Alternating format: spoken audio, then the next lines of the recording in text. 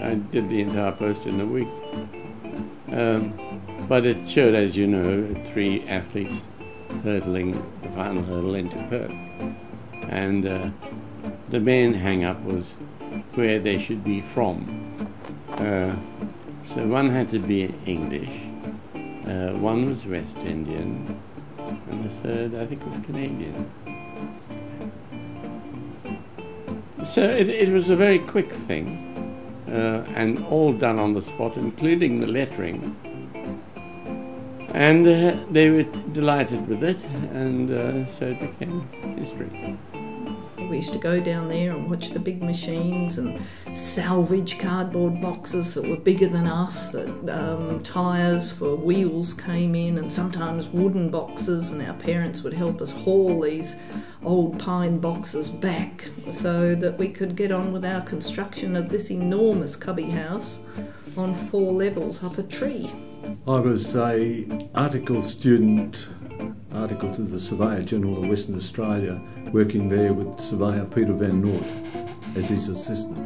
We were measuring out the set out for the beginning and finish of all races, which had to be certified by a licensed surveyor. Yes. Yeah, we didn't see much of the actual running on the track, I guess, because they stayed away from us with our equipment lying around and measuring bands and what have you. But they certainly came in to walk around the stadium and view it all and get the feel for the place, which was a really marvellous feeling at that stage. As it had a real stadium effect once you were down in the middle. When the games themselves began, I mean the big opening ceremony, we were all jammed up there with our binoculars and staring down at it all, and you could hear everybody cheering, and we had transistor radios by then, so you could hear it on the radio, and you'd wait and then you'd hear it come through the air. I mean that was better than any science lesson to us. So we learnt about the time it takes for sound to travel through the air.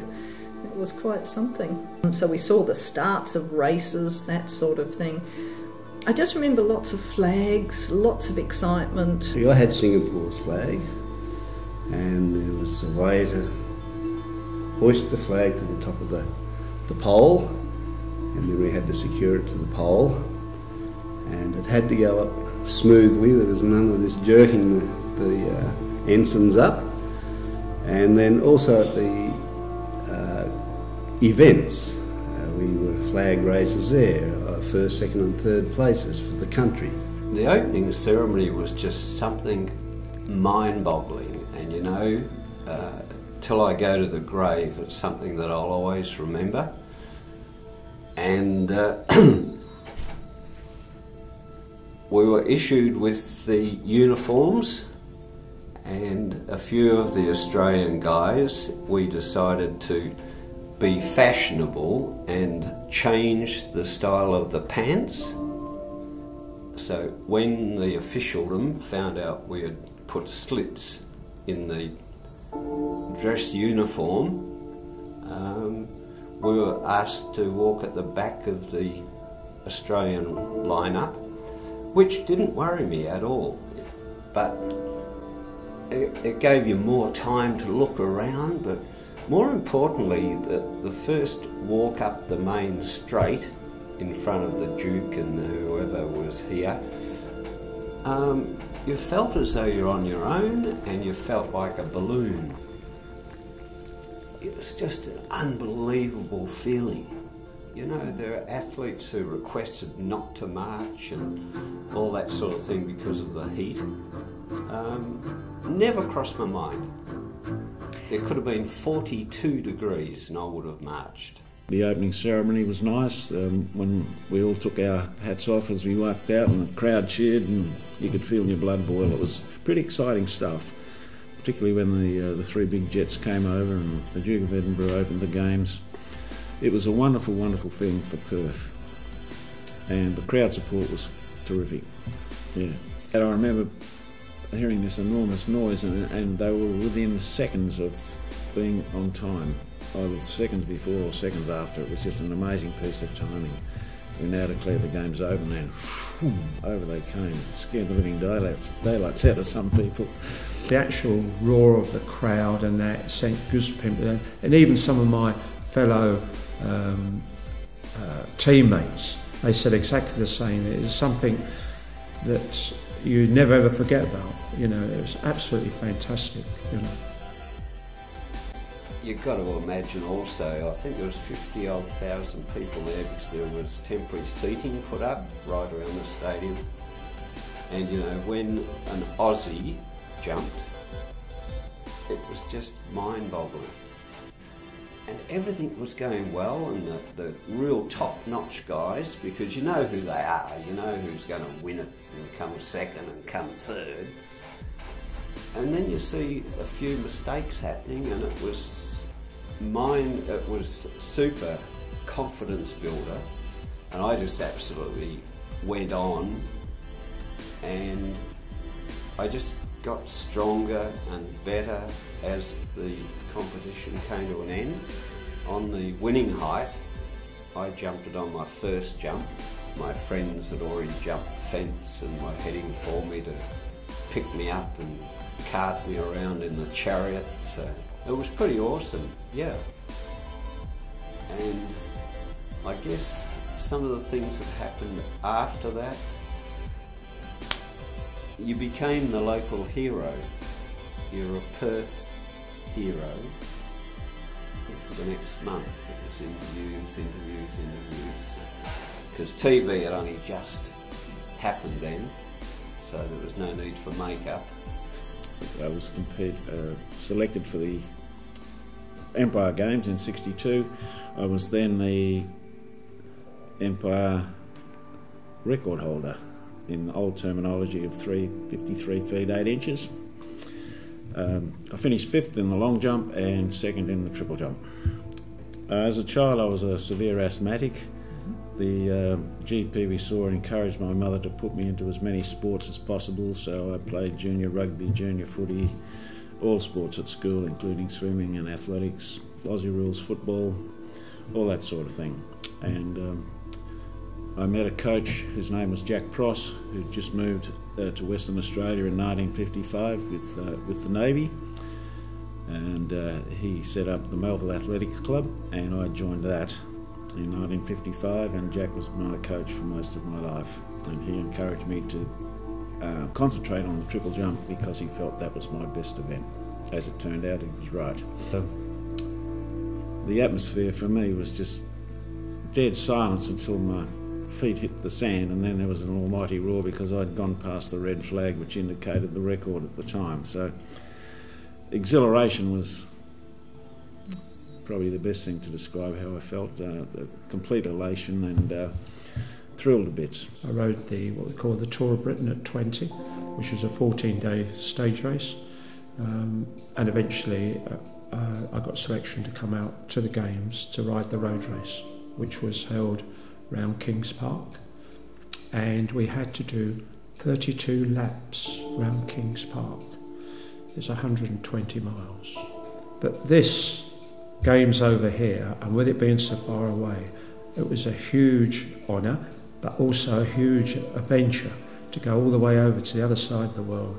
And I don't think I slept for 2 or 3 days. I was so excited when I got my papers through to say I'd been selected. It was a huge shock, physically I suppose, the actual temperatures over here. I remember getting out off the plane and the heat just hit you. You know, it was so... Some of the times that we was having to go out training was like 5 o'clock in the morning because the weather was so hot. We formed what we called the first weightlifting club in West Australia, the Marvel. It was called then the West Australian Amateur Weightlifters Association. And I was in charge of the actual lifting on all the organisation on the day. We had to arrange for the platforms, and the platforms were made out of the local jarrah. On the rowing subcommittee, well, we surveyed various areas to be the course for the rowing, and we chose the Canning Bridge, or the Canning River, as the course. Public Works had to do some work on it in dredging, etc.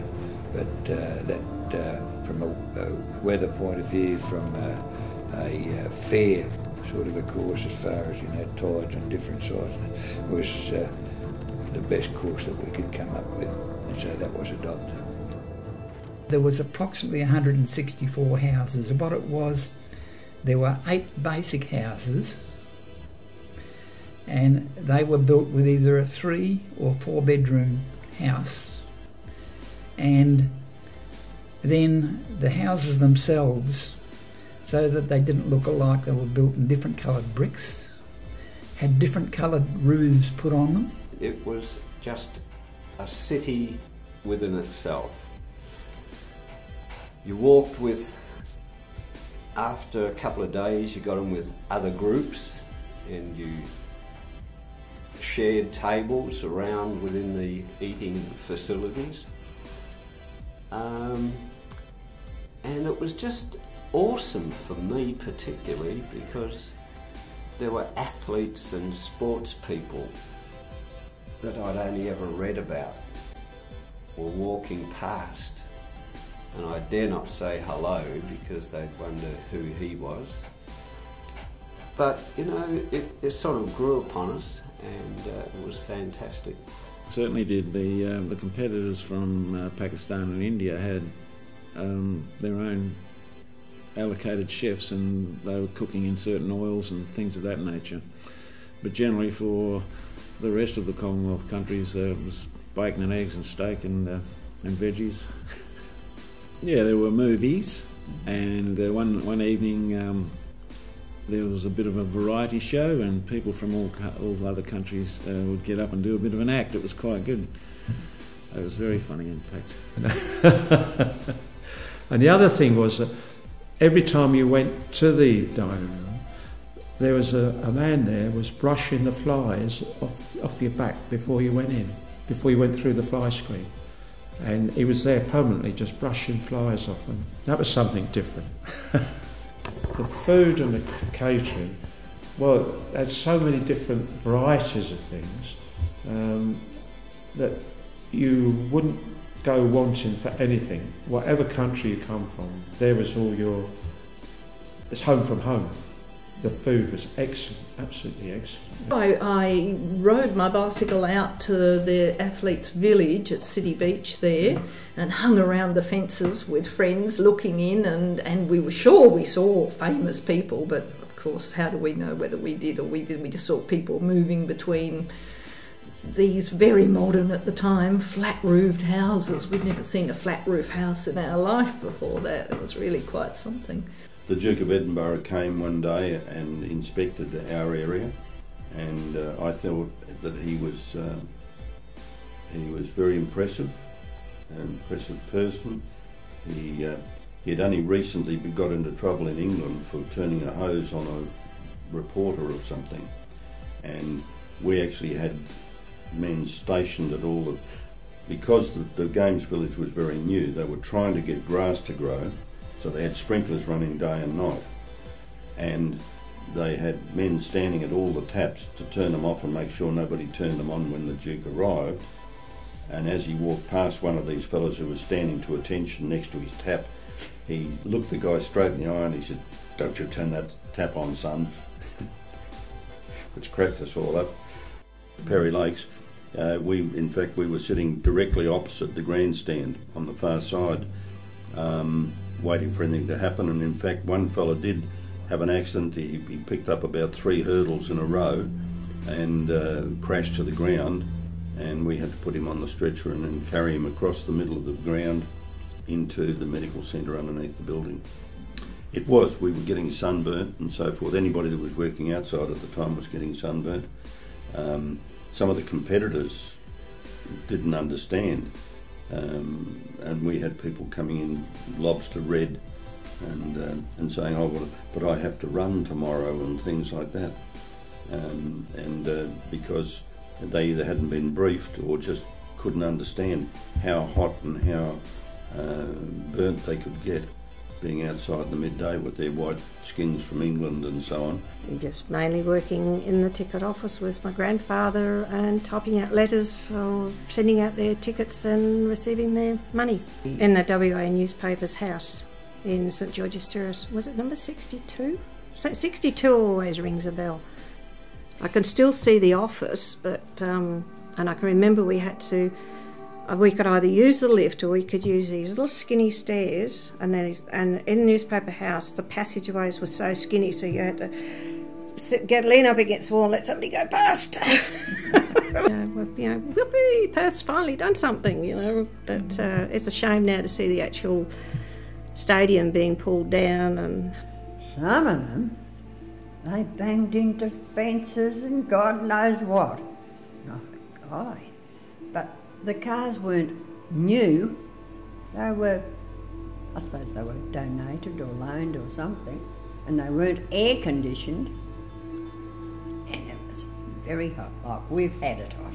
The shirt was down here, and you had to have it down there. That was so hot, and we had a woolen skirt, and we wore stockings. We bought our own shoes. Like visitors from overseas that wanted to see Perth and see everything around the place, and I took them. So I went and had lunch with them, and they always thanked me when they got out. They were very nice. I was one of the 4 ladies in charge of the houses in the village. A group of ladies that did the cleaning and made sure that they had everything they wanted as far as the athletes were concerned. We all wore mauve linen dresses with our badges on it, and that's how you went around to the houses and could go in and see that everything was okay.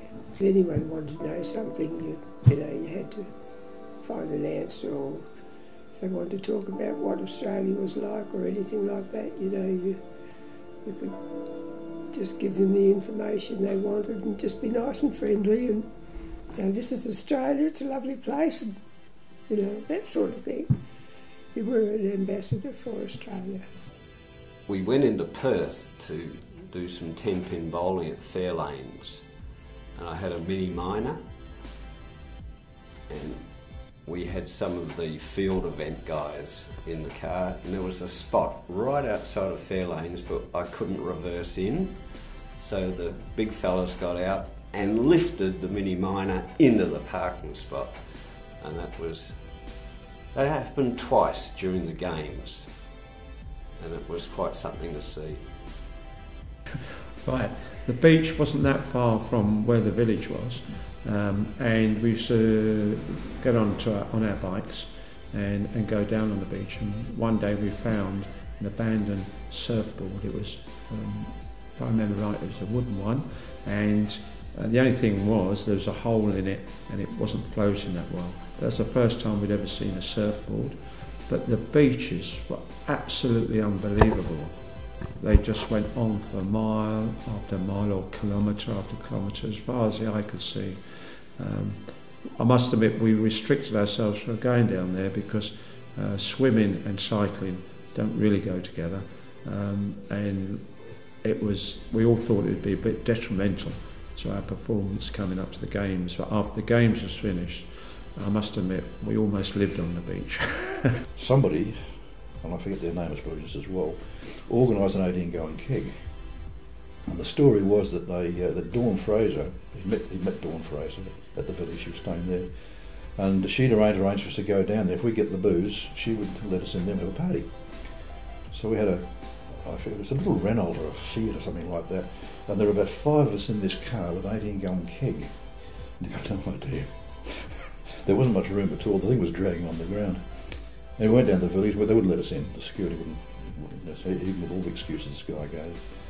So we ended up, we're sort of stuck. So we went down to the Sandhills to sort of have a drink. And of course they'd organised the keg but didn't organise the spear and the extractor and all the rest of it. We couldn't open the keg. We couldn't get any beer out of it. So we ended up taking it back to the bright spot. I think, well, that was their keg anyway. We were at a big function at the Cottesloe Civic Centre for the Duke of Edinburgh, and my wife had a baby on the 27th of October, and we were at this function. It was in the grounds of the Civic Centre, and she had to get home to feed the baby, and so we were quietly sort of sneaking our way to get to the gate. The Duke was over there talking to some people, and he spotted us and he left them and came across to us. And he said, "Oh, leaving early, are you?" And Joe said, "Oh, I've got a new baby, I've got to get home and feed." He said, "Oh, that's all right, you know." But it was quite funny, because you don't leave before the guests are on. But then, at the closing ceremony, we had to lower the flags at Perry Lakes, and they were all supposed to come down in one movement. Unfortunately, the flag that I had, the head clip had got stuck on the top of the flagpole, and that flag just would not move. Eventually broke the lanyard and the flag came down, and it was draped over me, and we had to turn and salute the Duke. So I had Singapore's flag draped over me and saluting the Duke. So, and I think there was something like 80,000 people at the closing ceremony, and I'm sure every one of them was looking at me. The way the people of Western Australia put the games on, the way they developed the stadium, the warm-up track, the village was just absolutely a dream to be in. Well, certainly as far as track and field was concerned, we then had the best stadium and service in Australia, and I noticed a big increase in the number of people who wanted to do track and field athletics, and then along came little athletics as well, and that was to be proved some sort of a feeding ground for senior athletics. So we've got a stand-up start on improving that particular sport in Western Australia. And that was one of the things that really struck us. It was the amount of people helping in the games. It seemed as though, well, there was more people helping than there was actually competing. You know, it was huge amount. You know, and that was something. Even some of the people that had been to other games prior, they couldn't get over the number of volunteers. You know.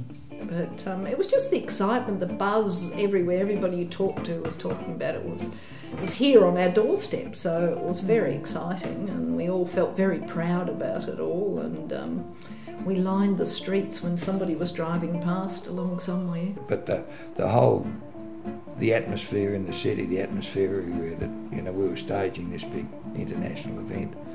It was just, you know, terrific. I shall never forget the experience.